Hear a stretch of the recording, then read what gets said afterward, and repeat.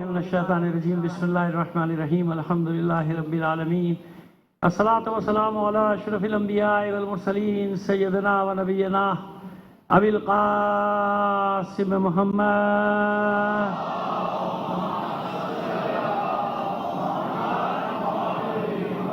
وآلہ الطیبین الطاہرین المعصومین ولعنۃ اللہ علی اعدائہم اجمعین من الآن الی قیام یوم الدین اما بعد فقد قال اللہ تعالی فی کتابہ المبین وہو اصدق القائلین وقولہ الحق بسم اللہ الرحمن الرحیم وجعلنا منہم ائمۃ یہدون بامرنا لما صبروا وکانوا بآیاتنا یوقنون صلوات عنایت فرما دیجیے محمد علی محمد صلی اللہ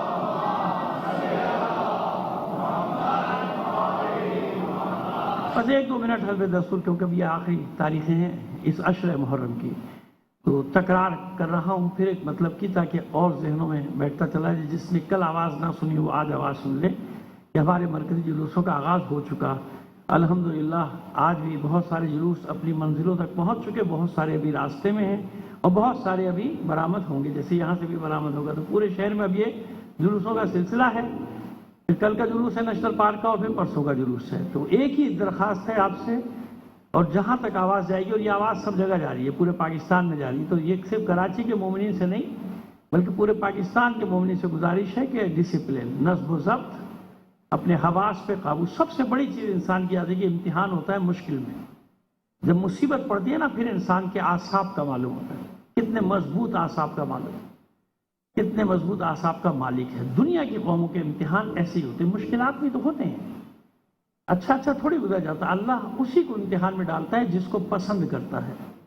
یہ قرآن کا دستور بتا رہا ہوں آپ کو، سنت الہی بتا رہے ہیں، ایسے کہ نہیں وہ کوئی جملہ ہے کوئی نہیں، قرآن کا دستور، وہ موضوع نہیں ہے۔ ورنہ کتنی آیات میرے سامنے تو ذہن میں ایک دم آ گئی، بغیر امتحان کے اللہ نہیں، جن کو پسند کرتا ہے نا، خاص طور پہ مومنین کو پروردگار کوئی منصب دیتا ہی نہیں جب تک امتحانات کی بٹی سے نہ گزارے، کسی کو بھی نہیں دیتا، پہلے بھی عرض کر چکا ہوں۔ تو لہٰذا آپ سے درخواست ہے تمام پاکستان میں جہاں جہاں تک ہماری آواز سنی جائے گی، کیونکہ ہمارے برادران کے چینل والے، میٹرو چینل والے، اللہ ان کو سلامت رکھے، جہاں پتہ نہیں کیا کیا آل فال ہم چینلوں پہ دیکھا کرتے ہیں۔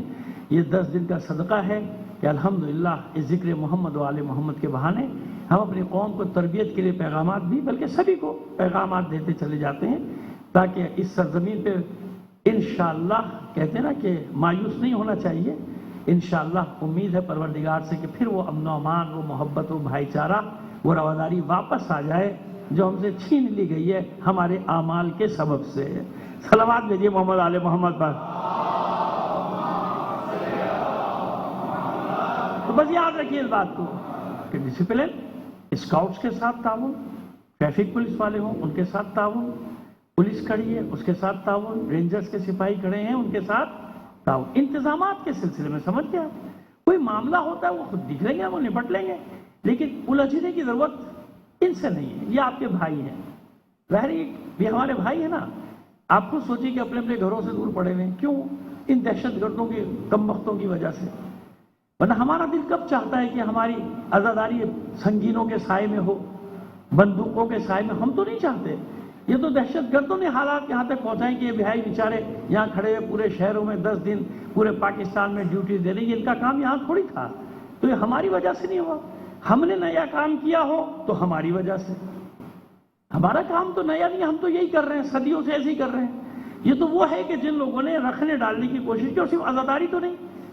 اگر یہ کہہ دیا جائے کہ عزاداری کی وجہ سے اصل نہیں، آپ دیکھیں نا پورے پاکستان جو دہشت گردی ہوئی ہے اور ہونے کی اب بھی کرنے کی اب بھی کوشش کریں، تو خالی شیعوں کے ساتھ تو نہیں کر رہے نا۔ کس چیز کو نہیں مارا؟ جوانوں کو مارا، پولیس کے جوانوں کو مارا، ہمارے رینجرز کے جوانوں کو مارا، ہمارے فوج کے جوانوں کو مارا، ان بدبختوں نے کم بختوں نے، ہے کہ نہیں ہے؟ تو دہشت گردی انشاءاللہ تو سب بن رہے ہیں نا۔ ہمارے اہل سنت بھائی کیا ان پر دھماکے نہیں ہوئے کیا ان کے میلادوں میں، ان کی مساجد میں، ان کے مدرسوں میں نہیں ہوئے کیا؟ تو یہ دہشت گرد کا کوئی دین ایمان نہیں ہے۔ یاد رکھیے گا اس بات کو جو میں آپ سے کہہ رہا ہوں، آپ پورا تجزیہ کر لیجئے، اس پہ تاریخ میں چلے جائیے۔ دہشت گرد نہ شیعہ ہوتا ہے، دہشت گرد نہ سنی ہوتا ہے، دہشت گرد طاغوت کا ایجنٹ ہوتا ہے جس کا کام صرف یہ ہوتا ہے کہ ملک میں، شہر میں، علاقے میں دہشت کی فضا ایجاد کر دو، ایسا کام کرو کہ لوگ خوفزدہ ہو جائیں، آپس میں لڑ جائیں۔ تو ہمیں ان سازشوں کو ناکام بنانا ہے جہاں تک ہمارے امکان میں ہے۔ سمجھ میں آ گئی ہماری بات؟ انشاءاللہ میں نے کوشش کی ہے کہ بہت اچھے انداز میں تمام برادران تک پیغام پہنچا دوں۔ باقی اللہ مالک ہے، یہ میدان تو ہر سال ہمارے سامنے آتا ہے، جو ہوگا دیکھا جائے گا۔ اللہ نے اگر کوئی امتحان لکھا ہے ہمارے لیے، انشاءاللہ دعا یہی کہ پروردگار ثابت قدم رکھنا، ہمیشہ کی طرح ثابت قدم رکھنا، تمام مومنین کے حفظ و سلامتی کے لیے بلند آواز سے ایک صلوات عنایت فرما دیجیے۔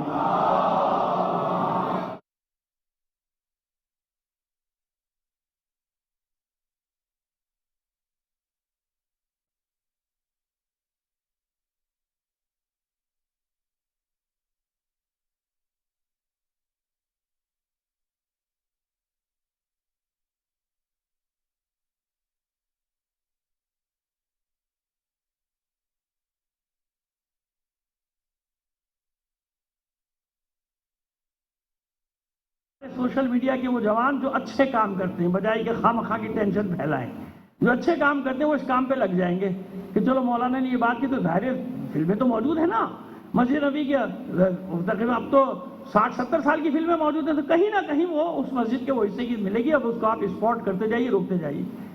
تو اس لیے بتا رہا ہوں کہ جو بات میں کرنے جا رہا ہوں کوئی یہ نہ کہے کہ صاحب یہ کہہ رہے ہیں ہم کیسے مانیں، فقہ جعفری والے کہہ رہے ہیں، یہ جعفری کہہ رہے ہیں تو شیعہ کہہ رہے ہیں۔ نہیں نہیں بھائی، نہیں، ایسا نہیں تھا۔ اور پرانے علماء ہر مکتب کے تائید کریں، ممکن ہے کہ اب بھی ہو، لیکن میں آپ کی ضمانت نہیں لے رہا نا، کیونکہ مجھے ہو گیا بھائی 9-10 سال ہو گئے کہ پتہ نہیں کیا کیا کمٹمنٹ ہو گئے، اب بھی ہیں، بتا رہے ہیں ہمارے بھائی کہ اب بھی ہیں، تو اب دیکھیے کتنی بڑی بات ہے۔ پورے 12 اماموں کے نام ان محرابوں پہ لکھے ہوئے ہیں۔ اب بتائیے مجھے آپ، ہاں یہ ضرور ہے کہ ایک ساتھ نہیں لکھے، سمجھ گیا؟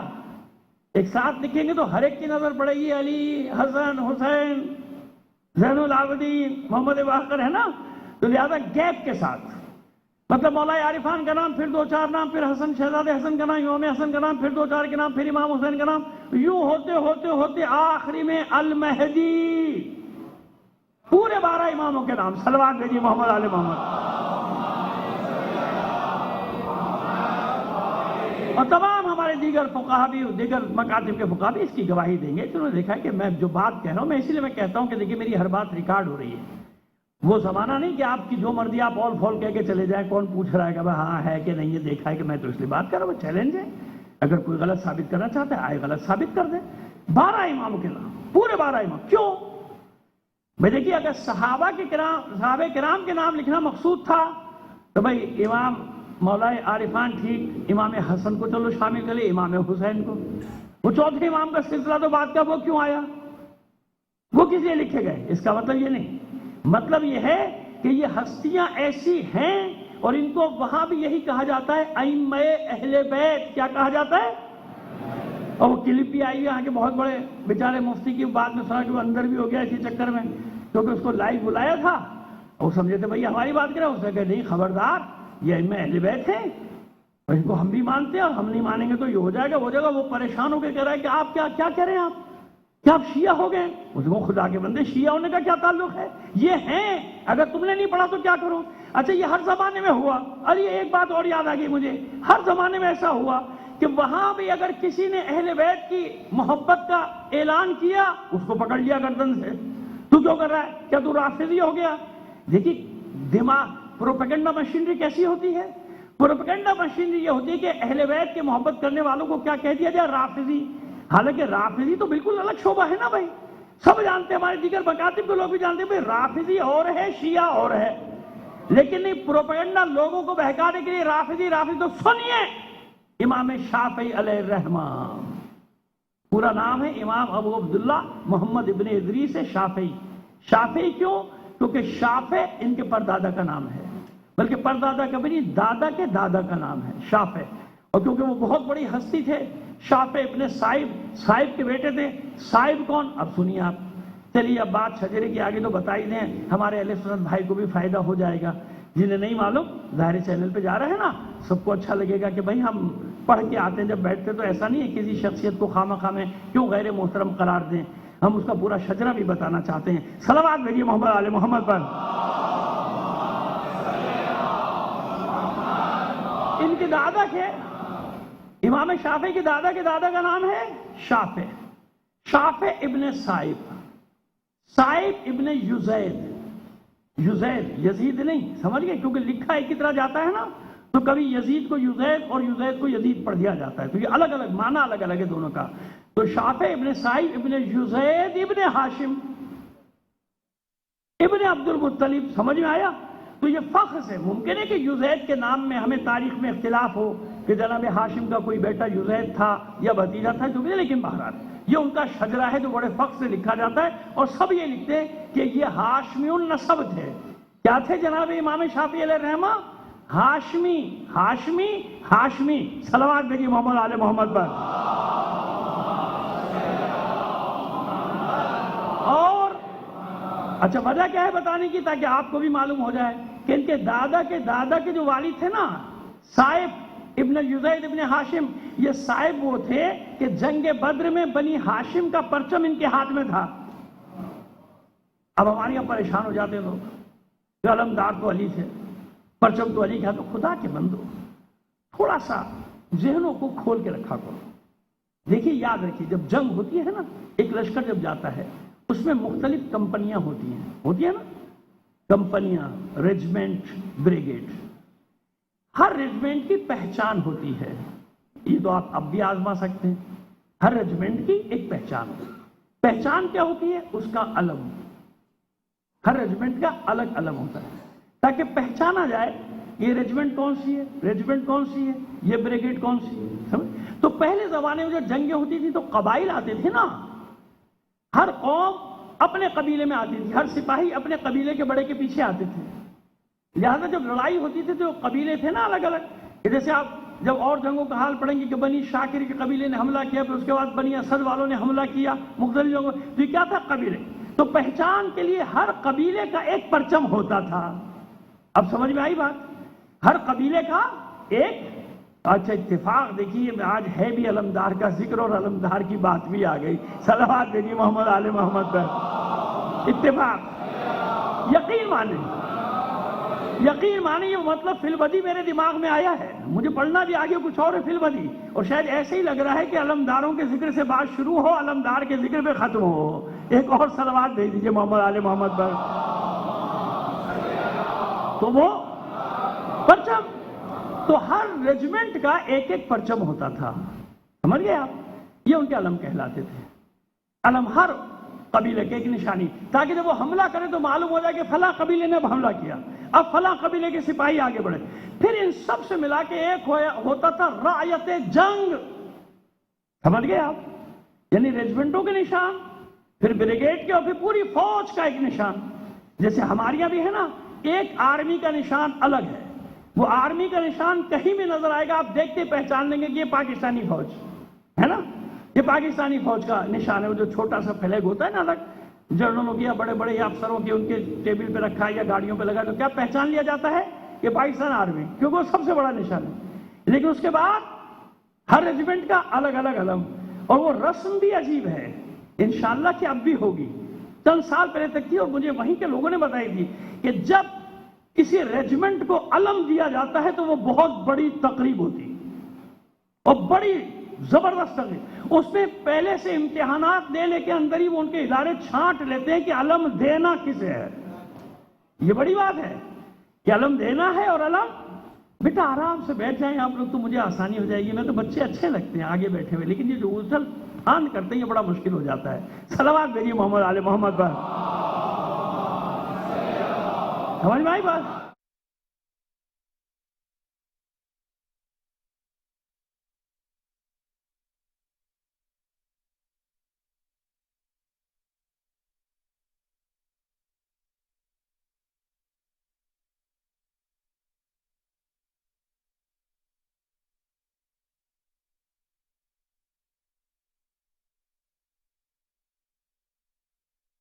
क्योंकि तेरी सारी दुनिया तो इसमें वो यही करेंगे, एक मिनट में सिस्टम जाम करेंगे। आप चाहे कुछ भी नहीं आपके पास, नंबर भी नहीं, जो डायरी में लिखते थे, डायरी का जमाना खत्म हो गया, अब तो नंबर भी नहीं। भाई कहां से नंबर लाऊं किसी का?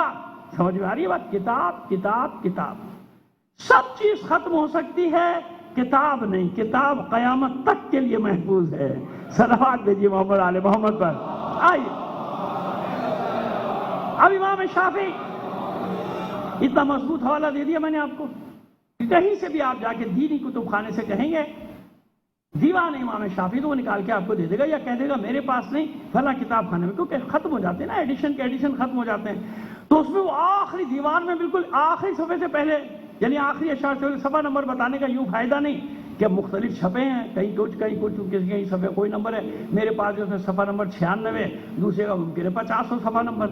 شعر سن لیجئے، اذا فی مجلس نذکر علیا وصبت ہے وفاطمۃ الزکیہ یقال تجاوزوا یا قوم ھذا فھذا من حدیث الرافضیہ بریت الی المہیمن من اناس یرون الرفض حب الفاطمیہ۔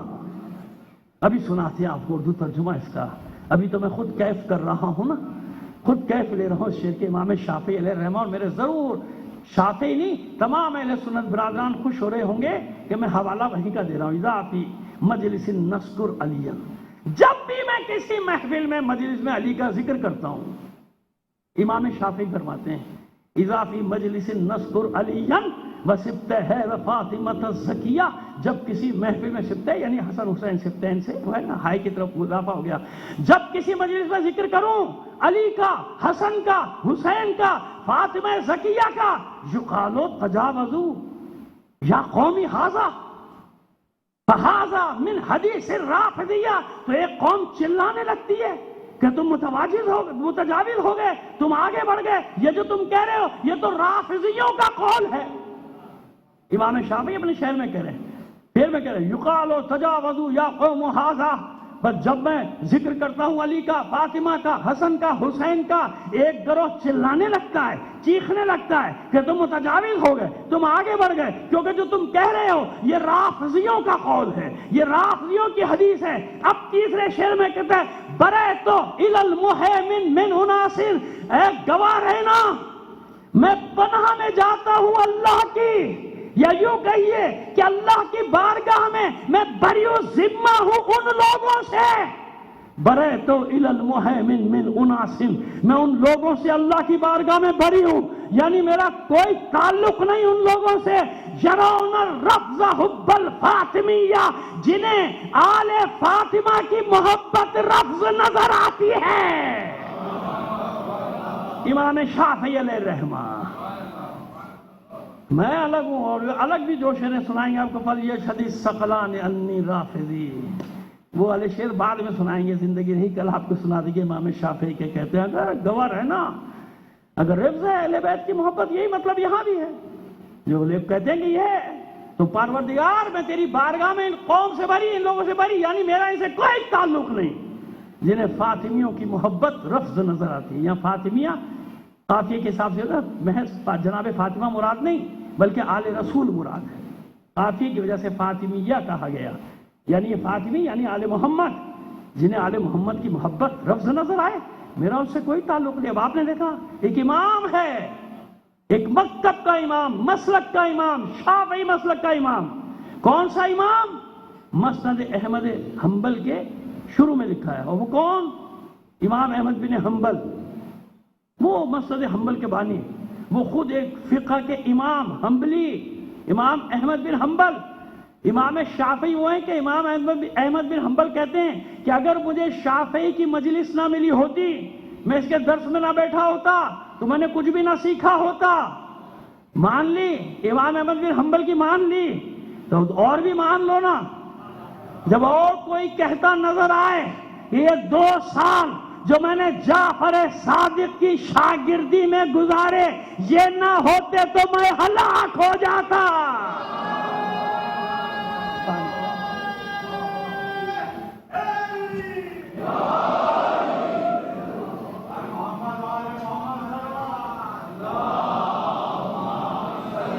ائمہ اہل بیت محض ہمارا عقیدہ نہیں، تھوپ دیا گیا ہے سب جگہ۔ آئیے جناب جابر ابن عبداللہ انصاری سے روایت نقل ہے، ان سے نقل کی ابن بابویہ نے تفسیر نور الثقلین میں سارے حوالے اس کے دے دی، اور بھی جگہوں پر ہیں، لیکن میں وہ حوالے دیتا ہوں جو آپ کو بازار میں مل جائیں، ایسے حوالے نہیں جن کا کوئی وجود ہی نہیں۔ 1 گھنٹے کی تقریر کر کے گیا، 15-16 حوالے دے گیا، معلوم ہے کسی کا وجود ہی نہیں۔ یہ بڑا زبردست واقعہ آپ کو سنانے جا رہا ہوں۔ ایک شہر میں تھا، نام نہیں لوں گا، وہ شہر کے ایک دفعہ نام لیا تھا، شہر کے لوگوں نے برا مان لیا، اب ہمارے شہر کو بدنام کر رہے تھے، نہیں بدنام کر رہے، میں یوں سمجھ لیجیے ایک شہر تھا، وہاں ایک پروگرام تھا، اور بھی علماء دیگر مکاتب کے بھی ہمارے ساتھ تھے۔ تو ایک صاحب نے تقریر کی، وہ بھی پریشان ہو گیا، کچھ واقعات انہوں نے ایسے عجیب و غریب پڑھے کہ جو نا ہمارے یہاں نہ تمہارے یہاں، مطلب جن کا کوئی وجود ہی نہیں تھا، عام لوگ بھی پریشان ہو۔ خیر اب میں سوچ ہی رہا تھا، پروگرام ختم ہوا، گاڑی میں بیٹھے تو میں اس طرف، وہ ادھر کھڑکی کے ساتھ پچھلی سیٹ پہ، تو ایک نے جناب روک لیا، بہت سارے رش تھا نا، ایک دم کہاں سے بھاگ جاتے، شیشہ اتار کے اس نے کہا چلے قبلہ یہ جو آپ نے پڑھے واقعات یہ کہاں ہے، کون سی کتاب میں؟ یقین مانے اس نے کوئی 15-16 کتابوں کے نام کھٹکھٹ لی، فلاں فلاں فلاں فلاں فلاں۔ اچھا اس میں 2-3 جینوئن کتابوں کے نام بھی لے دیے، سفینۃ البحار، کنز الاموال، یہ وہ مجموع البحرین۔ میں نے بابا مجموع البحرین کون سی؟ ایک تو لغت کی ہے، دوسری پتہ نہیں کون سی تفسیری اٹھا لایا۔ خیر جناب بہت جب وہ بیچارہ گھبرا کے بھاگ گیا، اس نے تو ایک کی جگہ 16 حوالے دے دیے، چلا گیا۔ میں نے کہا قبلہ یہ کہاں ہے سفینۃ البحار میں؟ ہے ہی نہیں، نہ کنز الاموال میں۔ آپ ٹھٹائی دیکھے جناب اور اس کی ہمت دیکھے، جانتے ہو مجھے کیا جواب؟ کہتا جب میں نے نہیں پڑھی تو یہ کہاں سے پڑھے گا جا کے؟ ایسے آپ لوگوں کو الو بناتے ہیں، آپ بن رہے ہیں۔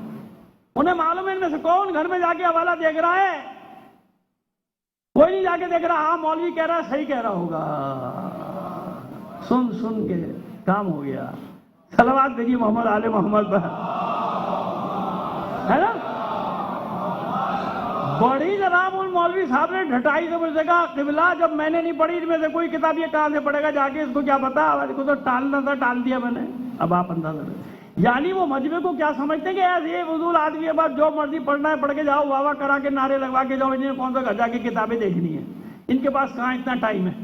ابھی مجلس سے نکلے گا 15 میسیج آئے ہوں گے، پہلے تو وہ دیکھے گا، جلدی سے آن کرے گا موبائل کے، پتہ نہیں کیا کیا ہو گیا اس 1 گھنٹے کے اندر دنیا میں، ورنہ نہیں دیکھے گا تو قیامت۔ قبلہ آگے آ جائیے، میں نے دیکھا نہیں تھا، تشریف لائیے، آگے آگے مولانا باقر بنے گیا، اچھا نہیں مولانا باقر عباس ذیلی صاحب تشریف لائے، آئیے آپ آگے آئیے، اچھا آئیے۔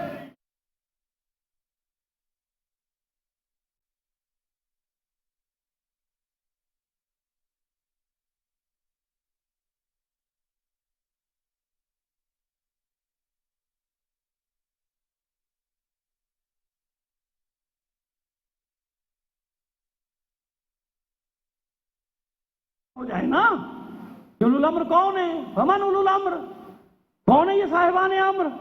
الذین قرن اللہ طاعتہم بطاعتک، کہ جن کے اطاعت کو اللہ نے آپ کی اطاعت کے ساتھ جوڑ دیا۔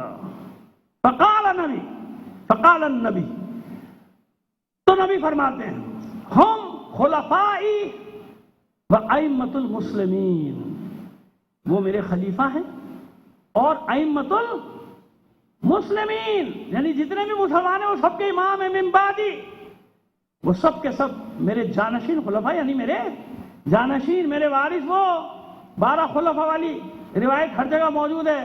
نام پورے کسی کو نہیں مل رہے، نام پورے کسی نے کچھ 12 لکھے، کسی نے کچھ 12 لکھے، کسی نے بنی امیہ کے اچھے چھانٹ کے کچھ اچھے، کچھ بنی عباس کے چھانٹ کے پورا ٹوٹل کیا 12 کا، کسی نے بنی امیہ کی 12 بنا دیے کہ بھئی یہ 12 خلیفہ، اب اس میں ایسے کہ خود بھی بعد میں ان کو شرمائیے کس کا نام لکھ دیا بنے بھائی۔ جب دوسروں نے ٹوکا کہ یہ کس کو لے آیا بھائی تو بیچ میں یہ کہاں سے آ گیا، جیسے ہمارے یہاں آج آ جاتے ہیں نا کہ پتہ نہیں چلتا ان کا بھئی ہیں کون، کس جنس کے آدمی ہیں، یہ پتہ نہیں چلتا آدمی ہے کہ کیا ہے۔ صلوات بھیجیے محمد آل محمد پر۔ تو ایسے آئے بنو عباس میں اور بنی امیہ میں، عجیب و غریب قسم کے بھی خلیفہ آئے تھے نا بعض اوقات والے، ان کو کندھوں میں بٹھا کے لایا جاتا تھا، کندھوں پہ آتے تھے وہ کسی اور کے، اور سالے چھوڑیے، بچے جوان، میری بہنیں مائیں سب بیٹھی، میں کیا بتاؤں تاریخ میں کیا کیا طوفان بدتمیزی ہے، ہمیں تمیز سے بھی بات کرنے کی اجازت نہیں، تو وہاں ساری باتیں بدتمیزی سے لکھ دی ہیں، آپ لوگوں نے خود مشکل ہماری کر دی ہے۔ صلوات بھیجیے محمد آل محمد پر۔ بس یہ امت میں میرے وارث، میرے خلیفہ ہوں گے، وائمۃ المسلمین، اور یہ مسلمانوں کے ائمہ۔ تو پوچھا جناب جابر نے وہ کون ہوں گے آپ کے بعد، ان کے نام کون سے؟ نام پوچھے جناب جابر ابن عبداللہ انصاری رضی اللہ تعالیٰ عنہ۔ خیر ہمیں رضی اللہ تعالیٰ عنہ کہنے کی ضرورت نہیں پڑتی، ہمارے دل گواہی دیتے ہیں کہ ہم صحابی کو کیا سمجھتے ہیں۔ ہاں، اور جہاں دل میں چور ہوتا ہے یہ مشکلات آتی ہیں۔ ہم تو سیدھا سیدھا کہہ رہے ہیں جناب جابر ابن عبداللہ انصاری، بس ہمیں تو اتنا معلوم ہے کہ خاندان رسالت کا غلام ہے۔ کیا ہے؟ خاندان رسالت کا۔ بس جب خاندان رسالت کا غلام ہے تو ہمارا آقا ہے، ہمارے سر کا تاج ہے۔ صلوات عنایت فرمائیے۔ آئیے اب نام بتائے، پورے 12 نام لکھے۔ اولہم علی، ان ائمہ مسلمین کا پہلا علی، ثم الحسن، ثم الحسین، ثم علی بن الحسین، ثم محمد ابن علی المعروف فی التوراۃ بالباقر وَسَتُدْرِكُهُ یا جابر۔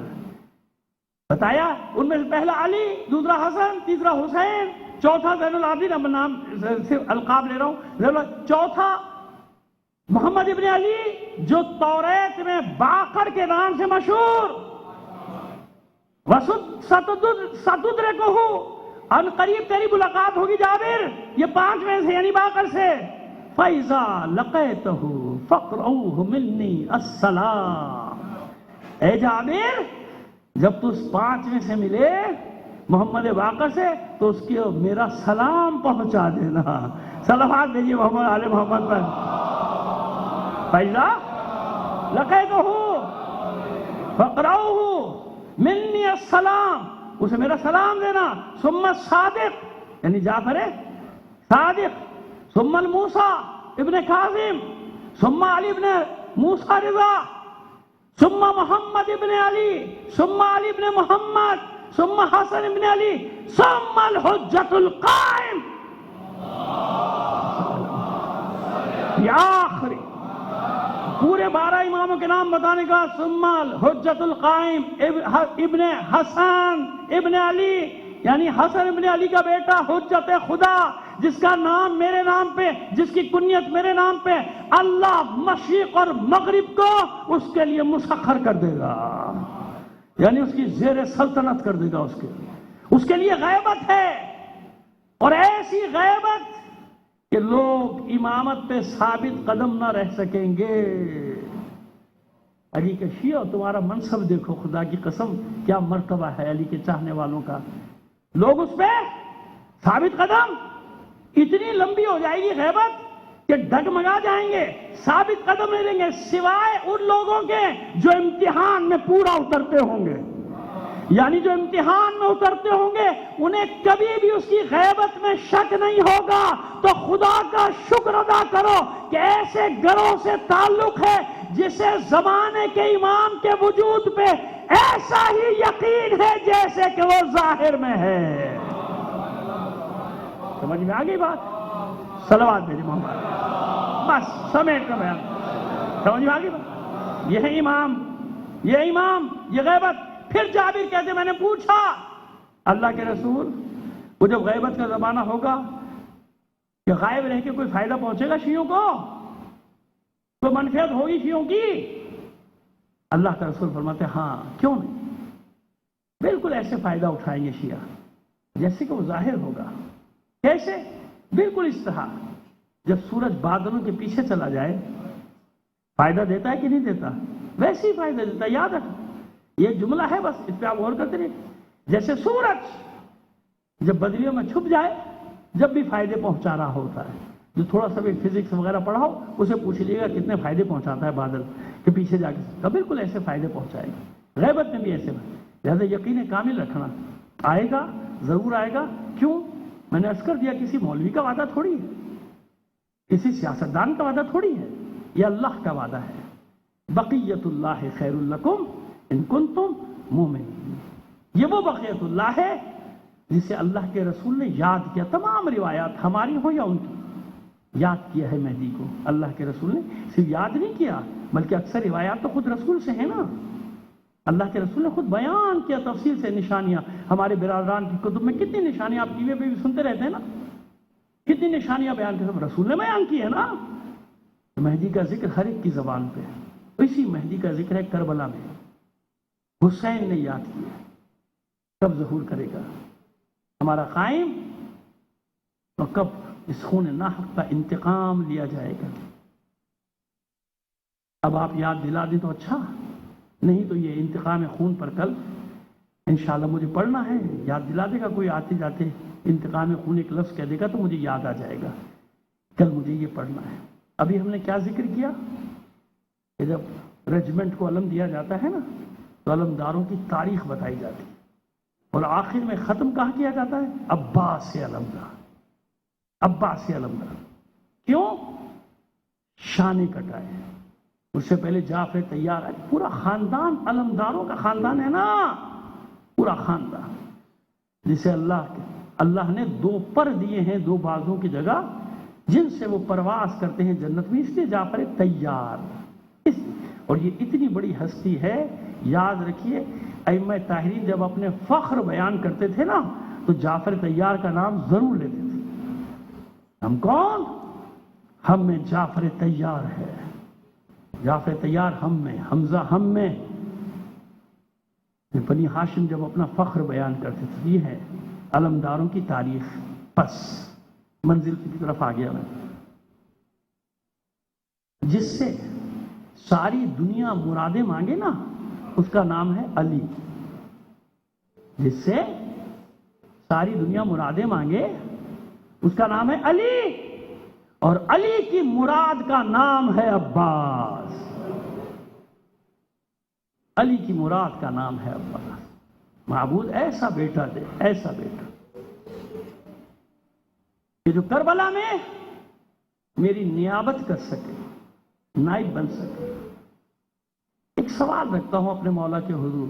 گناہ گار ہیں مگر اپنے مولا کی بارگاہ میں سوال نہیں رکھیں تو پھر کہاں رکھیں گے؟ مولا آپ کو تو معلوم ہے کہ عباس کو لڑنے کی اجازت ہی نہیں ملے گی، تو پھر یہ تیاری کیسی؟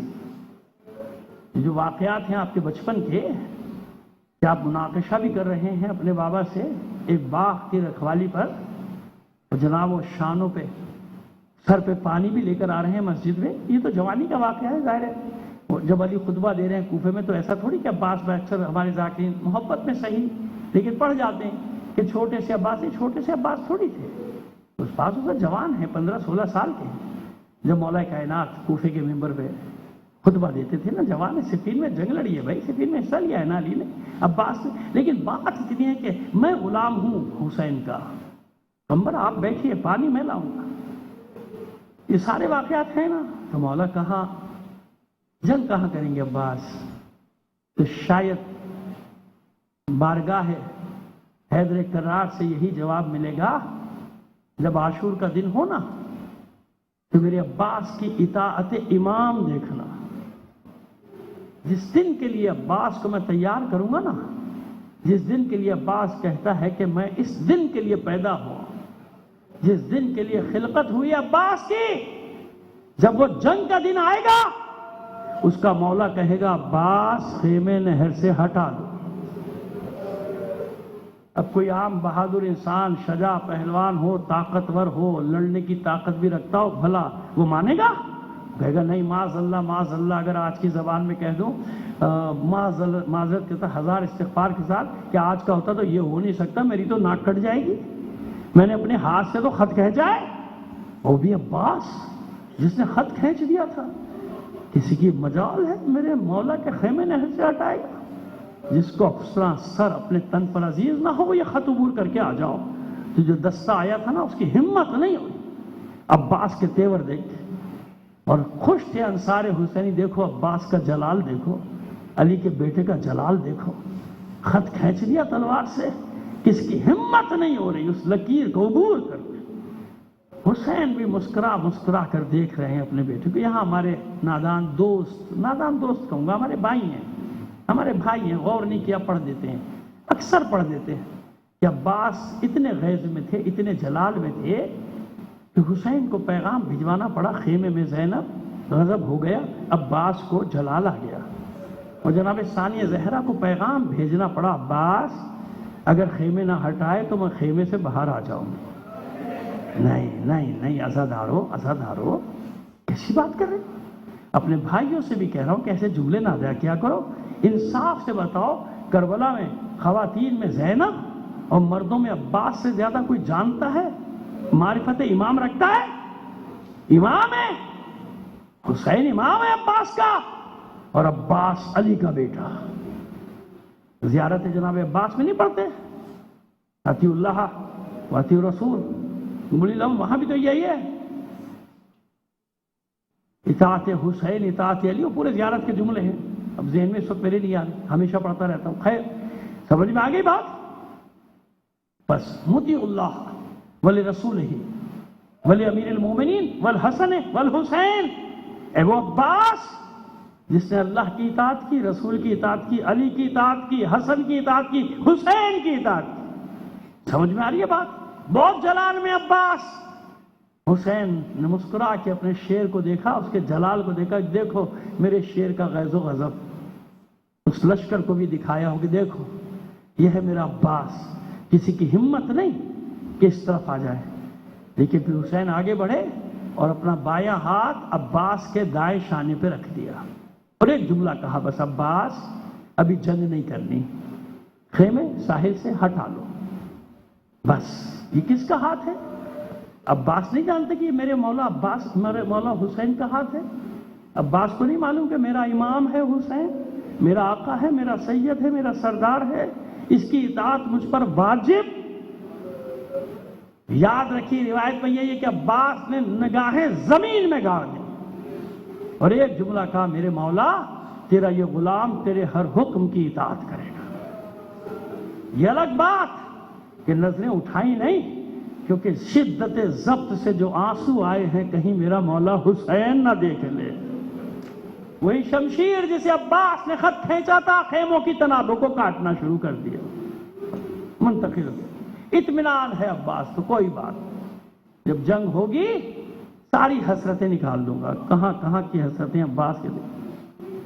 جنگ شروع ہوئی، عباس کو بلایا گیا، خوش ہو گئے عباس کہ اب میرا مولا مجھے جنگ کی اجازت دے گا، میں میدان میں جاؤں گا۔ علم دے دیا ہاتھ، عباس قلب لشکر میں کھڑے ہو جاؤ، تم علمدار ہو۔ سمجھ گئے عباس کہ ابھی جنگ کی اجازت نہیں۔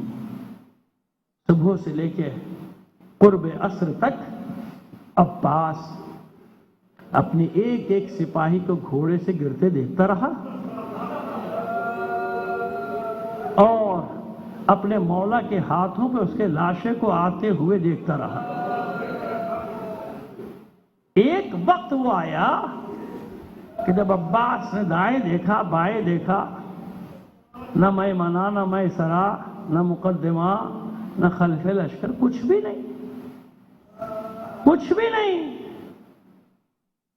سر جھکائے ہاتھ میں علم ہے، در خیمہ پہ آئے، اذن دخول طلب کیا، مولا یہ غلام اذن باریابی چاہتا ہے، جانتے ہیں نا معصوم کا خیمہ ہے، معصوم کا گھر ہے، اذن دخول ضروری ہوتا ہے۔ جیسے ہم جاتے ہیں روزوں پہ پہلے اذن دخول پڑھتے ہیں پھر اندر داخل ہوتے ہیں، اذن دخول طلب کی۔ حسین نے اجازت دی، آ جاؤ عباس۔ عباس خیمے میں داخل ہوئے، سر جھکا کے کھڑے ہو گئے۔ اتنی ہمت تھوڑی ہے عباس میں کہ حسین کے سامنے بات کرے۔ دیکھا حسین نے، پوچھا عباس کچھ کہنا چاہتے ہو؟ فرماتے ہیں مولا عباس کہ ہاں میرے سید، میرے سردار، میں کچھ کہنا چاہتا ہوں، اگر آپ کی اجازت ہو تو میں عرض کروں گا۔ عباس جو دل میں ہے وہ کہو، جو چاہتے ہو وہ کہو۔ کہتے مولا اب اس غلام کو بھی میدان میں جانے کی اجازت دے دیجیے۔ بڑی حسرت سے حسین نے ایک جملہ کہا، عباس تمہیں کیسے اجازت دے دوں، تم تو میرے لشکر کی زینت ہو، علمدار ہے نا، علمدار ہے۔ اب اپنے لفظوں میں کہہ دوں، کیا کہا ہوگا؟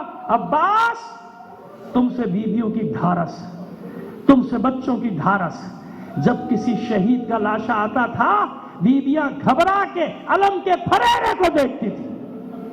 علم کا پھریرا لہرا رہا ہے، یعنی عباس موجود ہے، اور جب تک عباس موجود کوئی مصیبت خیموں تک نہیں آ سکتی۔ عباس تم سے سب کی ڈھارس سے نہ جاؤ۔ तुम अलमदार हो। सर झुकाए झुकाए मौला फरमाते हैं, अब्बास फरमाते हैं, मेरे मौला मेरा लश्कर कहाँ है? सबको तो आपने अपने हाथों से गंजे शहीदा में पहुंचाया है। बस अभी ये गुफ्तगू हो रही है, एक छोटी सी बच्ची दौड़ी दौड़ी आई। अज़ादारों अज़ादारों, सक्काई की रिवायत पे अगर कोई शक करता है, मुझे उसकी ज़हनी हालत पे शक होता है। ये वो मनसब है सक्काई का, नहीं समझ में आता तुम्हारी। करबला में मशकीज़े नहीं देखे, सक्का का लक़ब नहीं देखा, नहीं देखा रोज़े पे लिखा हुआ सक्का का लक़ब। और सुनो, और आसान बताऊं, ये जो अलम है अब्बास का, इसके गले में नन्ना सा मशकीज़ा देखा नहीं देखा?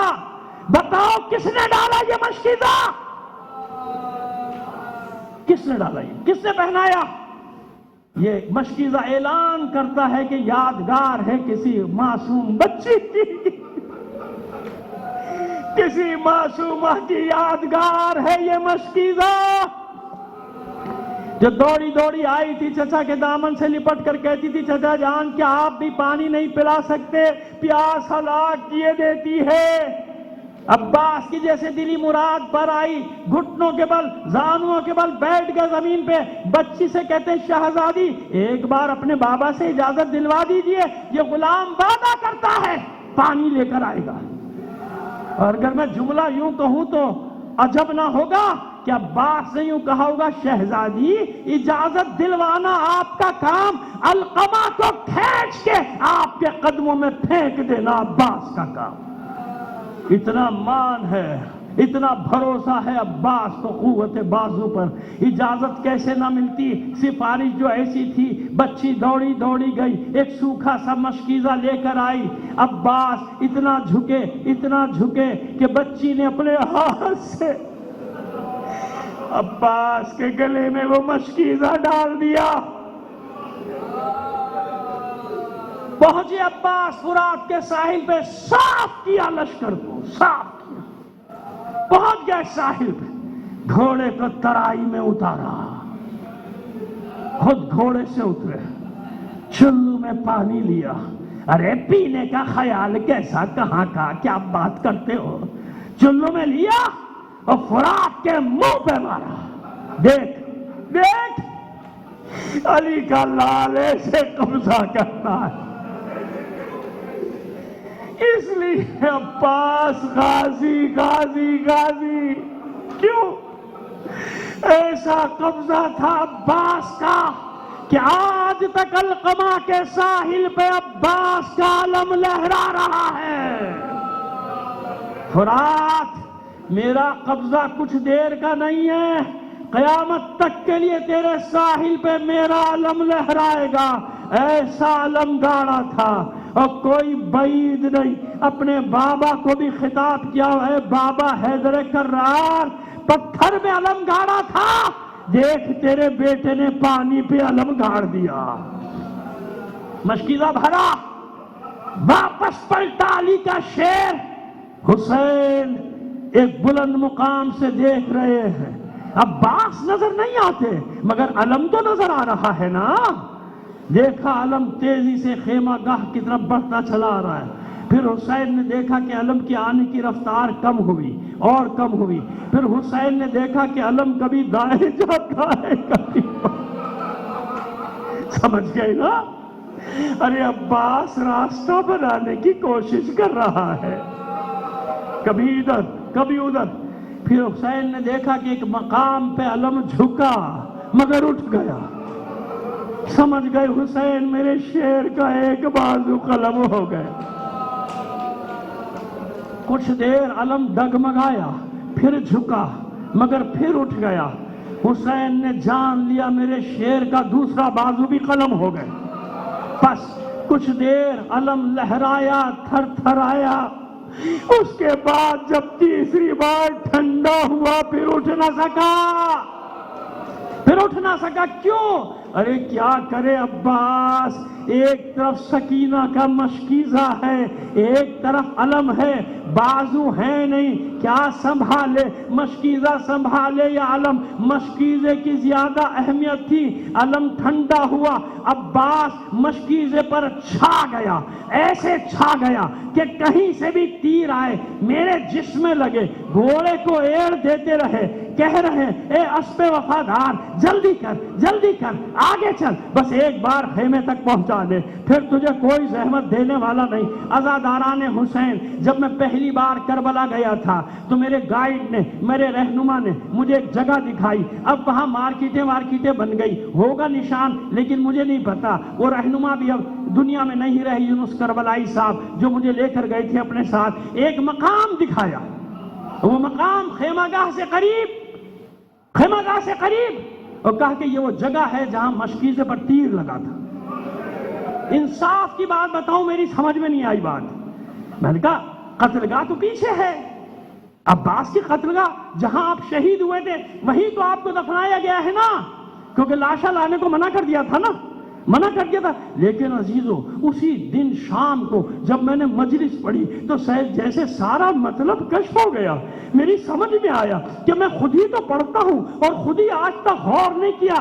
سنو، آگے جا رہا تھا عباس، خیمہ گاہ کی طرف جا رہا تھا عباس، جب مشکیزے پر تیر لگا، پانی بہہ گیا، عباس کی آرزویں بہہ گئی، تو عباس نے گھوڑے کا رخ واپس موڑ دیا تھا۔ اے اسب وفادار، اب واپس چل، اب تو میرے بازو بھی نہیں کہ پھر سے پانی کی کوشش کروں۔ سمجھ میں آیا؟ اس لیے تیر لگنے کی جگہ آگے ہے اور عباس کے گھوڑے سے گرنے کی جگہ پیچھے ہے۔ کیسے گرے تھے میرے مولا عباس؟ کس طرح سے گرے تھے؟ یہ مصیبت نہیں پڑھوں گا تو تسلی نہیں ہوگی، کیونکہ کسی ذاکر کو کتابوں میں بھی یہ نقل ہے واقعہ، آپ نے خواب میں کہا تھا سب کے مصائب پڑھتا ہے، میرے مصائب کم پڑھتا ہے، مولا میں تو سب سے زیادہ آپ کے مصائب پڑھتا ہوں۔ کہا نہیں، میری سب سے بڑی مصیبت بیان نہیں کرتا۔ مولا سب سے بڑی مصیبت کیا تھی؟ کہا سن